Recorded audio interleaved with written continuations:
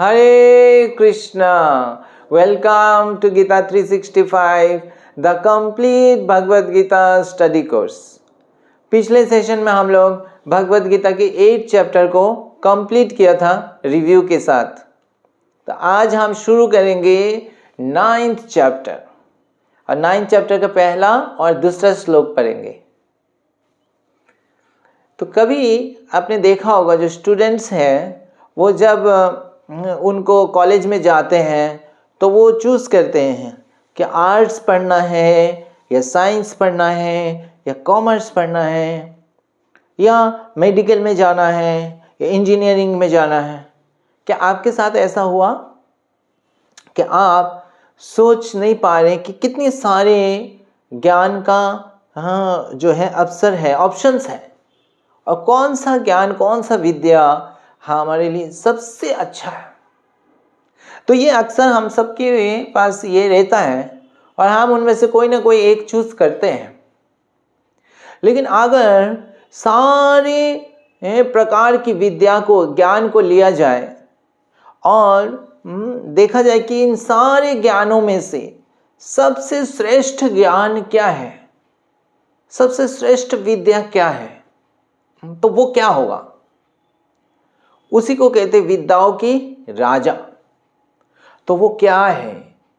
सारी विद्याओं के सार क्या है? इसके उत्तर आज के सेशन में हमें प्राप्त होगा।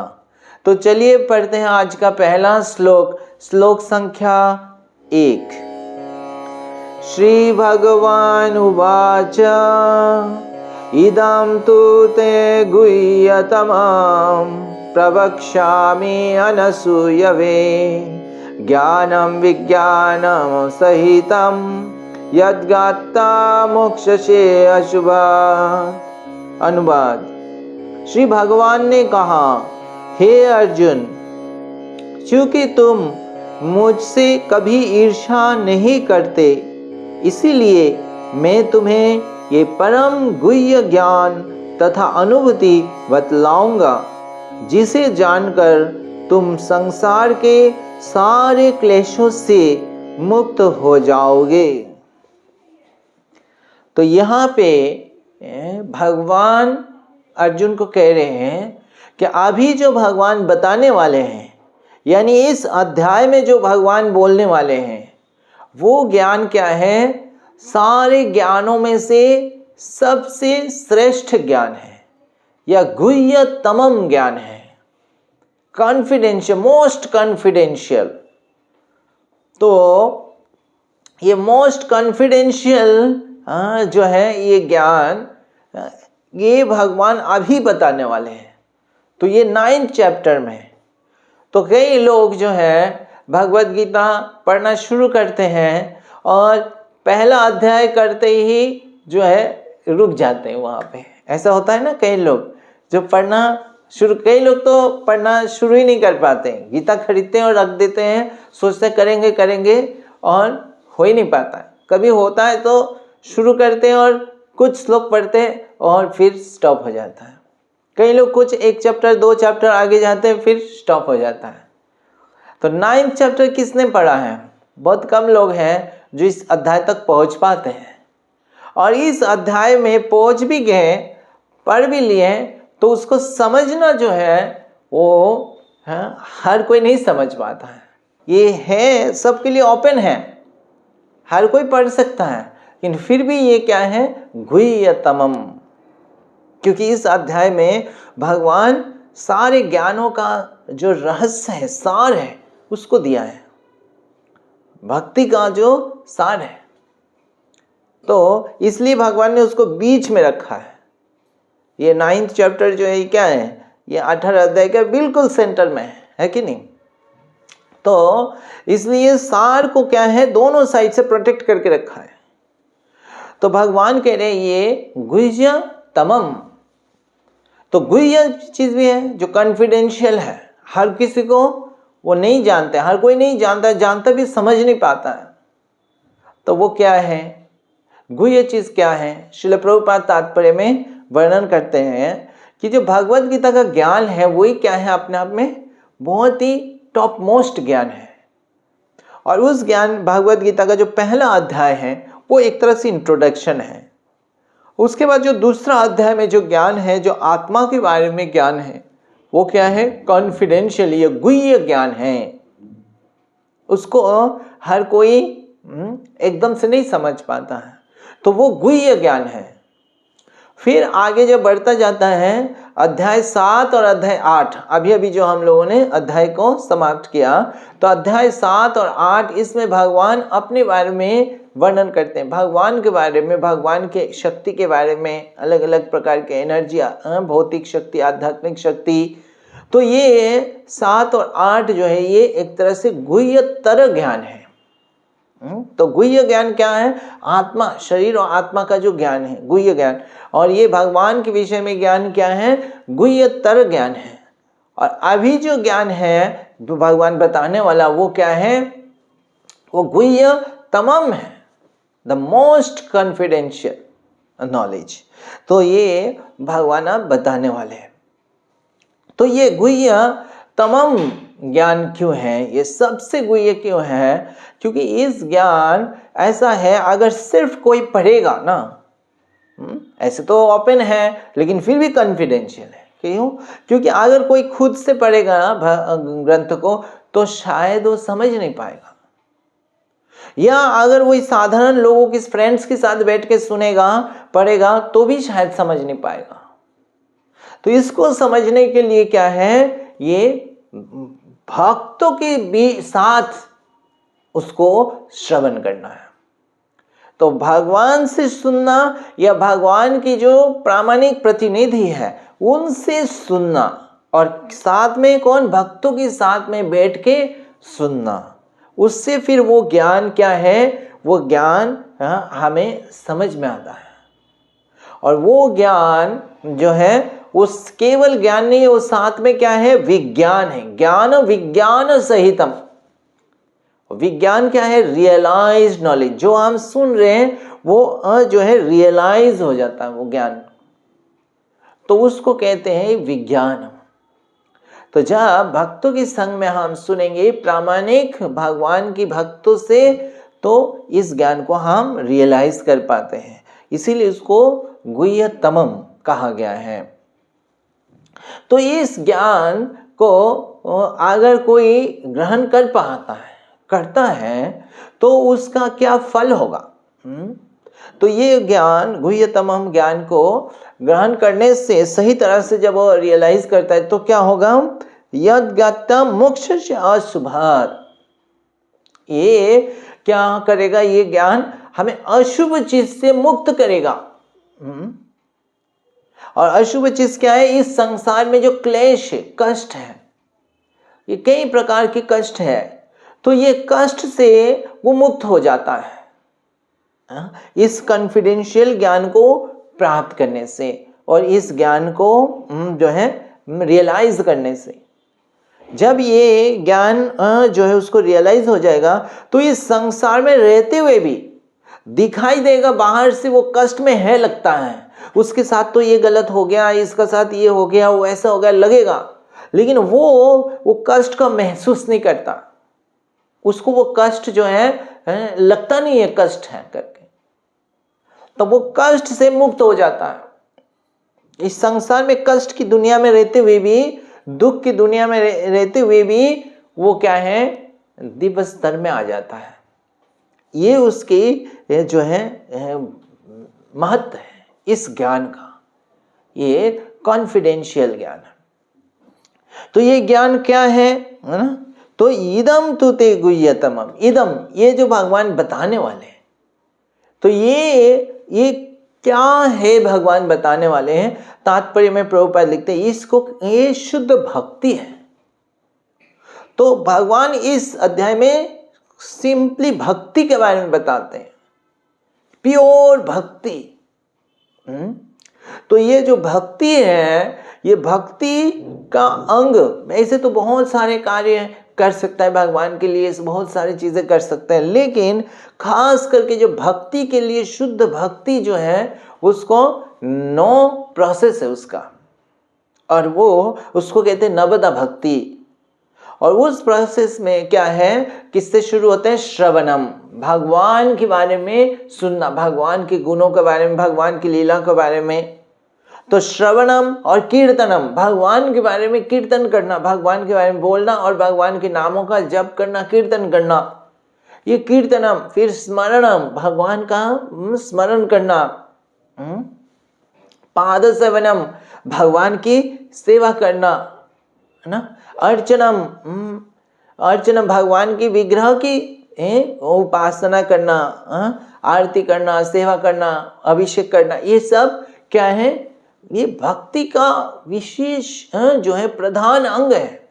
अर्चनम, वंदनम, भगवान से प्रार्थना करना, वंदनम। साख्यम, आत्मनिवेदनम। तो इस प्रकार दास्यम, साख्यम, आत्मनिवेदनम, ये 9 विधि है। तो जब हम भक्ति करते हैं तो हमें ये चीज जो है सबसे मुख्य है कि हमारा, और स्टार्टिंग किससे हो रही? श्रवणम, कीर्तनम, स्मरणम। तो ये जब वो कोई करता रहेगा नियमित रूप से, तो क्या होगा उसका? ये सारे जो संसार के दुख से वो मुक्त हो जाता है।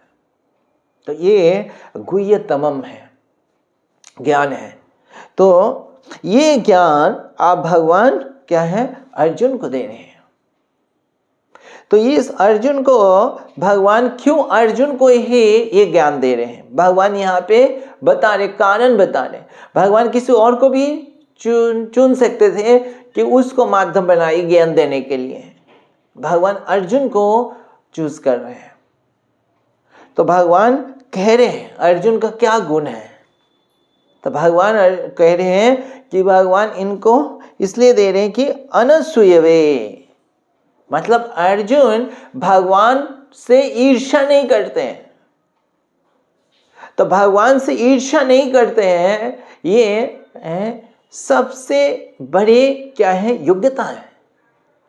एक भक्त तभी भगवान का भक्ति कर सकता है, भगवान का समर्पण कर सकता है, जब भगवान का गुणगान कर सकता है, जब वह भगवान से ईर्ष्या नहीं करता। अदरवाइज साधारण व्यक्ति क्या है? वो भगवान से कहीं ना कहीं ईर्ष्या करता है। और ये ईर्ष्या जो है इस जगत का क्या है? में दिखाई देता है। कोई व्यक्ति दूसरे व्यक्ति से ईर्ष्या करता है। सब चाहते हैं क्या? मैं सबसे बड़ा व्यक्ति बनूं, मेरा यश फैले, मेरे को सबसे सुख सुविधा मिले और मेरा गुणगान हो। और जैसे ही दूसरे का होता है उसका नहीं होता तो उसको ईर्ष्या होती है। और ये ईर्ष्या जो है वो हम जो है हमारे नेबर्स के लिए भी होते हैं, हमारे आसपास के लोगों के लिए होते हैं। और ये भगवान तक भी जाता है कि हम भगवान से भी ईर्ष्या करने लगते हैं। केवल जो शुद्ध भक्त हैं वो भगवान से प्रेम करते हैं। तो जब भगवान से प्रेम होता है तो भगवान से फिर ईर्ष्या नहीं होता। तो आध्यात्मिक जगत जो है वो प्रेम की जगत है, वहां पे ईर्ष्या का कोई स्थान नहीं है। और ये भौतिक जगत में केवल ईर्ष्या है। तो जहां पे भी थोड़ा सा भी स्वार्थ आएगा वो ईर्ष्या करने लगेंगे। इसीलिए भगवान का जो शुद्ध गुणगान करना वो केवल भक्त ही कर सकता है। अगर वो भक्त नहीं है तो उसके मन में कभी कभी लगेगा कि भगवान का क्यों गुणगान होना चाहिए, भगवान की महिमा क्यों बढ़ना चाहिए, हमारा महिमा बढ़े। तो इसलिए प्रभुपाद लिखते हैं कई लोग हैं जो बहुत नॉलेजेबल है, ऐसे देखा जाए बहुत एकेडमिकली बहुत डिग्री है, बहुत लर्नेड है, और वो कई लोग भगवत गीता का ऊपर टीका भी लिखा है, लेकिन वो भगवान से ईर्ष्या करते हैं। और इसीलिए भगवत गीता टीका लिखते हुए वो अपना मत बता रहे हैं। वो भगवान की गुणगान की, भगवान की भक्ति एक तरह से छुप गया है और वो अपना महानता और अपनी मनमानी ढंग से उसको प्रेजेंट करते हैं, क्योंकि वो भगवान से ईर्ष्या, कहीं ना कहीं उनका हृदय में वो ईर्ष्या रहता है कि भगवान को ही क्यों वर्शिप होना चाहिए, भगवान को ही क्यों समर्पण करें। तो वो उस चीज को थोड़ा तोड़ मोड़ देते हैं, चेंज कर देते हैं। तो ये केवल जो भगवान से ईर्ष्या नहीं करते, भगवान से प्रेम करते हैं, वो ही इस ज्ञान को समझ सकते हैं। क्योंकि भक्ति मतलब ही क्या है? भगवान के ऊपर शरणागति। तो वो जो इस अध्याय में भगवान बताने वाला है वो वही समझ सकता है और वही उस चीज को कर सकता है जो भगवान से जिनका कोई ईर्ष्या नहीं है। तो ये भक्ति का एक योग्यता है। तो ये अर्जुन का ये था, इसलिए अर्जुन भगवान से ईर्ष्या नहीं करते और भगवान जानते हैं कि अर्जुन ईर्ष्या नहीं करता है। तो हमारे अंदर भी हम देखें कि हम भगवान से एटलीस्ट ईर्ष्या ना करें, तो हम भगवान की इस ज्ञान को, परम गुह्य ज्ञान को हम समझ सकेंगे। तो फिर भगवान फिर आगे क्या बताते हैं, तो चलिए पढ़ते हैं अगली श्लोक। श्लोक संख्या 2। राज विद्या राजगुह्यम पवित्रम इदमुत्तमम प्रत्यक्षावगमं धर्मं सुसुखां कर्तुमव्ययम्। अनुवाद। ये ज्ञान सब विद्याओं का राजा है जो समस्त रहस्यों में सर्वाधिक गोपनीय है। ये परम शुद्ध है और चूंकि ये आत्मा की प्रत्यक्ष अनुभूति कराने वाला है, अतः ये धर्म का सिद्धांत है। ये अविनाशी है और अत्यंत सुखपूर्वक संपन्न किया जाता है। अब इस श्लोक में भगवान इस परम गुह्य ज्ञान के बारे में बता रहे हैं कि इस ज्ञान को अगर टाइटल दिया जाए कि ये कौन सा ज्ञान है, कौन सा विद्या है, ऐसे तो विद्याओं की कोई कमी नहीं है ना। अलग अलग प्रकार की विद्या, अलग अलग प्रकार के जो है स्ट्रीम ऑफ नॉलेज है। एजुकेशन में कितने सारे ब्रांच है, कितने सारे बुक्स हैं, असंख्य है एक तरह से। लेकिन सारे ज्ञान में से ये जो ज्ञान भगवान देने वाला वो कोई विशेष ज्ञान है, तो उसको किस तरह से उसको पहचाना जा सकता है। तो भगवान कह रहे हैं ये राज विद्या है, ये सारे ज्ञानों, सारे विद्याओं की राजा है। जैसे अगर आप वन में जाएंगे तो सारे पशु रहते हैं, उसमें से राजा कौन है? वो शेर है ना। तो उसके पावर और उसके जो है वो अलग ही है ना।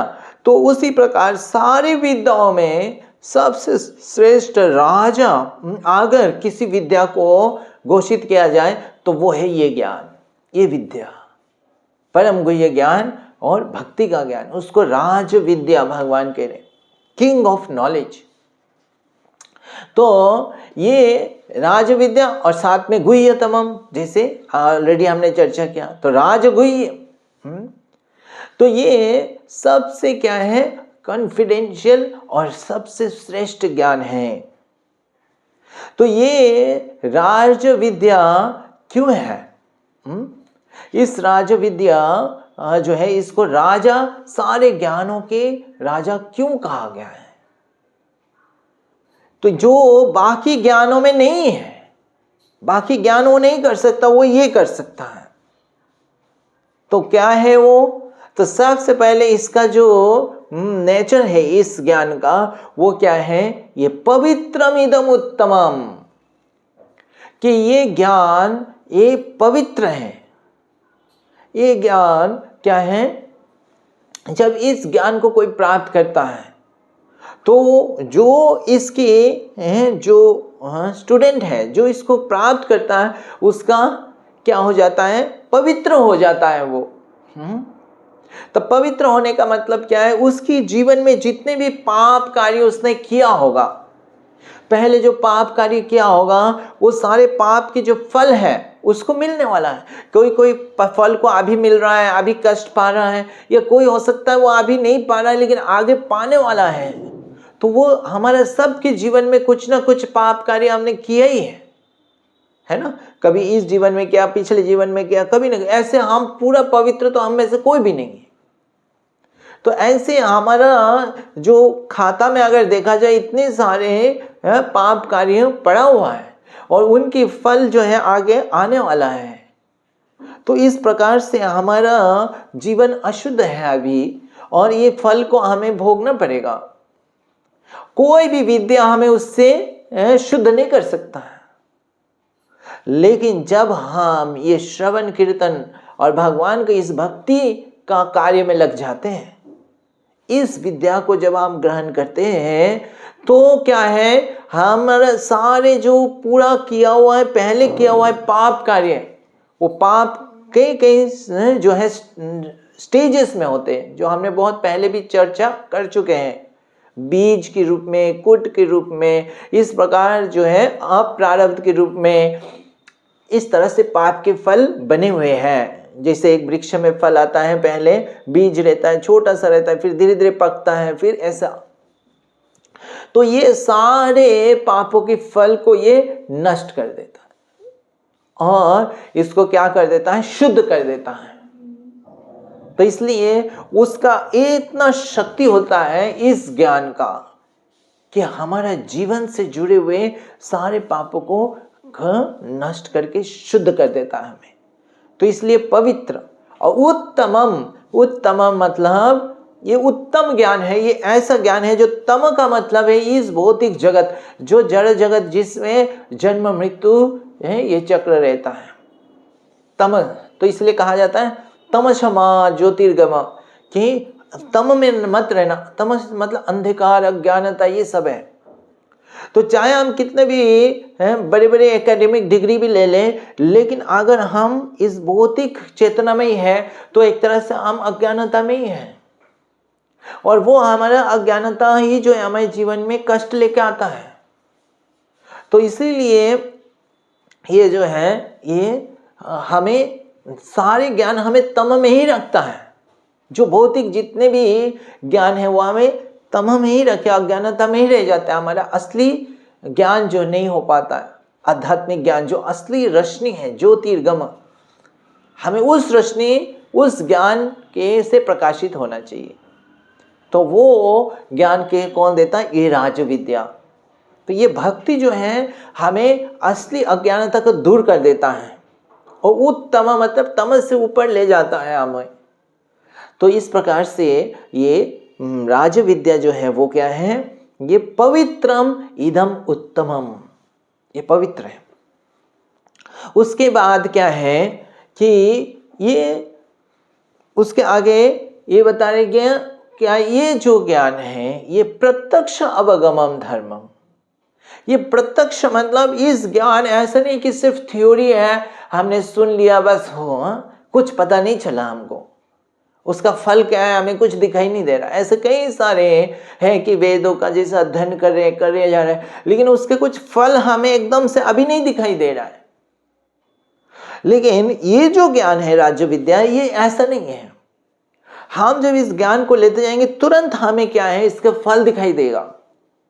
प्रत्यक्ष, ये जो है परसेप्शन, डायरेक्टली हमें, इमीडिएटली, प्रैक्टिकली हमें प्रत्यक्ष इस आंखों से, इस इंद्रियों से हम उसको अनुभव कर सकेंगे इसका फल को।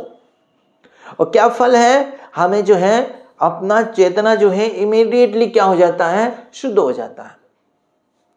तो जैसे हम इस ज्ञान को ग्रहण करने लगते हैं तो ऐसे ही हमारे नेचर में परिवर्तन दिखाई देता है। श्रील प्रभुपाद तात्पर्य में लिखते हैं, ऐसे असंख्य भक्त हैं पूरा विश्व में जिनको कई सारे इवन वेदों के बारे में कुछ पता नहीं था, लेकिन वो जैसे ही भक्ति शुरू किया और भक्ति का भगवान के नाम का उच्चारण करने लगे, भक्ति के नियमों का पालन करने लगे, उनकी सारे जो पहले की जो है गलत आदत है वो सब जो है दूर हो गया और उनके अंदर इतना अच्छे चेतना होने लगे। तो ये उनको खुद भी महसूस हो जाता है, दूसरे को भी दिखाई पड़ रहा है। तो इस प्रकार से प्रैक्टिकली क्या है, इसका फल दिखाई देता है, अनुभव कर सकते, एक्सपीरियंस कर सकता है। तो ये इस ज्ञान का ये फल है, प्रत्यक्ष अवगमम धर्म। ये डायरेक्टली उसका रिजल्ट को हम खुद देख सकते, अनुभव कर सकते हैं। और उसका उदाहरण प्रभुपाद देते हैं कि जैसे नारद मुनि, श्री नारद मुनि पिछले जीवन में वो जो है कोई ज्यादा वेद अध्ययन ये सब नहीं किया, वो एक दासी के पुत्र थे। लेकिन जो दासी वो क्या है, उनके माँ कुछ भक्तों के घर में सेवा करती थी, तो इसीलिए नारद मुनि भी उनके साथ आ जाते थे। और आके उन भक्तों के घर में बैठते थे और वो सुनते रहते थे, जो भक्त लोग जो हैं भगवान के बारे में वर्णन कर रहे हैं, जो भक्ति के नियमों का पालन कर रहे हैं, तो उसमें नारद मुनि भाग लेने लगते थे और फिर उनकी प्रसाद ग्रहण करते थे। तो इस प्रकार श्रवण कीर्तन ये सब वो करना शुरू कर दिए। तो उनको कुछ अलग से कुछ ज्ञान, वेदों का ज्ञान या वो सब नहीं था उनके पास। तो देखा जाए कोई और योग्यता नहीं था, लेकिन वो डायरेक्टली क्या है, सेवा और भक्ति शुरू कर दिया। जैसे ही शुरू कर दिया वो शुद्ध हो गए और फिर वो प्रैक्टिकली एक्सपीरियंस कर सके कि कैसे उनकी चेतना शुद्ध होने लगे और अगले जीवन में वो क्या बन गए, ये नारद मुनि का दिव्य शरीर प्राप्त हुआ। तो उसके लिए उनको कोई अलग से योग्यता की आवश्यकता नहीं। ये भक्ति का जो ये ज्ञान है इतना पावरफुल है, तो ये प्रैक्टिकली दिखाई पड़ता है, प्रत्यक्ष अवगमन धर्म। और फिर क्या है, ये सुसुखम कर्तुम अव्ययम। ये जो ज्ञान है ये कोई कठिन ज्ञान नहीं है कि जो बहुत उसके लिए बहुत जो है तपस्या करना पड़ेगा, बहुत सारे जो है ना कठिन कार्य करना पड़ेगा, ऐसा नहीं है। ये बहुत सरल है। भगवान का नाम का क्या करना है, कीर्तन करना है ना, जप करना है और श्रवण करना है भगवान की लीलाओं का। हाँ, जो अमृतमय लीलाएं हैं उसको श्रवण करना है सिर्फ। ये कोई कठिन कार्य है, ये बहुत सरल है। भक्तों के संग में बैठ के भगवान के बारे में श्रवण करना ये सरल है। तो बहुत ही सरल है और आनंददायक है। भगवान की कथा जो है ये अमृत जैसा है ना, वो ये इतना मधुर है वो श्रवण करना। और क्या है उसके बाद नाचना, भगवान के सामने कीर्तन करते हुए नाचना। तो नाचना जो है वो आनंद देता है हमें। और फिर उसके बाद क्या है, प्रसाद ग्रहण करना, भगवान को भोग लगाए हुए अलग अलग प्रकार के स्वादिष्ट व्यंजन का प्रसाद पाना, वो कितना आनंददायक है एक्चुअली। तो ये जो भक्ति का जो अभ्यास करता है ये कोई कठिन कार्य नहीं, बहुत आसान और बहुत आनंददायक है। तो सुसुखम कर्तुम अव्ययम, तो ये ऐसा ज्ञान है जो भगवान बताने वाला है। और ये ज्ञान इसीलिए राज विद्या है, सारी विद्याओं के राजा है। और वो आगे अल्टीमेटली क्या करेगा, वो हमें इस भौतिक जन्म मृत्यु से कष्ट से मुक्त करने वाला है। ये ऐसा ज्ञान, बाकी कोई भी ज्ञान हमें मृत्यु के समय काम में नहीं आएगा। तो ये ज्ञान क्या है, हमें शाश्वत जीवन देने वाला है। अव्ययम, जो कभी नष्ट नहीं होने वाला है, ऐसा फल देने वाला है ये। तो इसलिए ये राज विद्या है। अब प्रभुपाद लिखते हैं कि सारे विद्या तो है इस संसार में, सारे विद्या को बांटने का या प्राप्त करने का सुविधा है। अलग अलग कॉलेज है ना, स्कूल्स है, डिफरेंट यूनिवर्सिटीज में डिफरेंट डिपार्टमेंट्स है कि हर प्रकार के ज्ञान को प्राप्त करने का या डिस्ट्रीब्यूट करने का व्यवस्था है। लेकिन जो सारी विद्याओं के जो राजा है उसी का ही डिस्ट्रीब्यूट करने के या प्राप्त करने का कोई प्रॉपर सिस्टम नहीं है। कोई प्रॉपर ऐसे यूनिवर्सिटी नहीं है जहां पे ये राज विद्या का डिस्ट्रीब्यूशन होता हो, ये राज विद्या में एनरोल कर सकता है कोई। तो प्रभुपाद एक बार अमेरिका में एक इंस्टीट्यूट में गया, MIT इंस्टीट्यूट में। वहां पे जाके प्रभुपाद देख रहे हैं अलग अलग डिपार्टमेंट से, केमिस्ट्री का, इसका। तो प्रभुपाद सारे देख के बोले, where is the department of soul, आत्मा का डिपार्टमेंट कहाँ है? यहाँ दूसरे शब्द में राज विद्या का डिपार्टमेंट कहाँ है? कोई नहीं है। तो ऐसे जगह पे सब प्रजा है लेकिन राजा ही नहीं है। तो इसलिए इस संसार में सब कुछ है, लेकिन जो असली चीज का अभाव है, श्रील प्रभुपाद के गुरु महाराज कहते थे, इस संसार में हम सोचते हैं इसका अभाव है, इसका अभाव है, ये कमी है, ये कमी है। कुछ चीज का कमी नहीं है। अगर कमी है तो एक ही चीज का कमी है, वो राज विद्या का कमी है। हाँ, असली भगवान के ज्ञान का कमी है।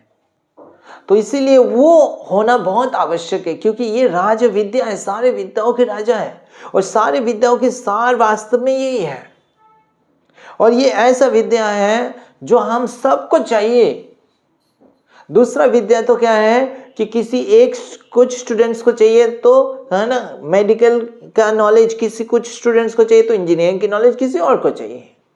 सबको एक ही नॉलेज नहीं चाहिए, पर यह विद्या ऐसा है जो सबको चाहिए। तो इसका नीड बहुत है, डिमांड बहुत है, लेकिन इसको डिस्ट्रीब्यूट के लिए हमें सही टीचर चाहिए और सही जो है सिस्टम चाहिए। तो वो कार्य कौन करता है? राज विद्या देने के लिए भी योग्यता चाहिए।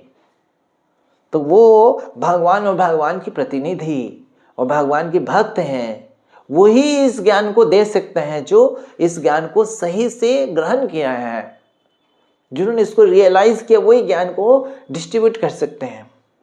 तो इसीलिए अगर आपको कभी ऐसा है, इच्छा है कि मेरे को आपको टीचर बनना है और आपने टीचर नहीं बन पाए, तो कोई बात नहीं, ये राज विद्या का टीचर बन सकते हैं। राज विद्या के टीचर हम सब बन सकते हैं।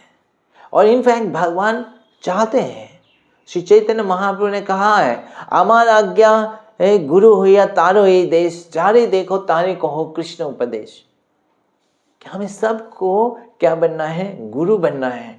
अपने जीवन को सफल करना है, इस ज्ञान को ग्रहण करना है, राज विद्या को अपने जीवन को सफल करना है और सबको इस ज्ञान को देने का प्रयास करना है।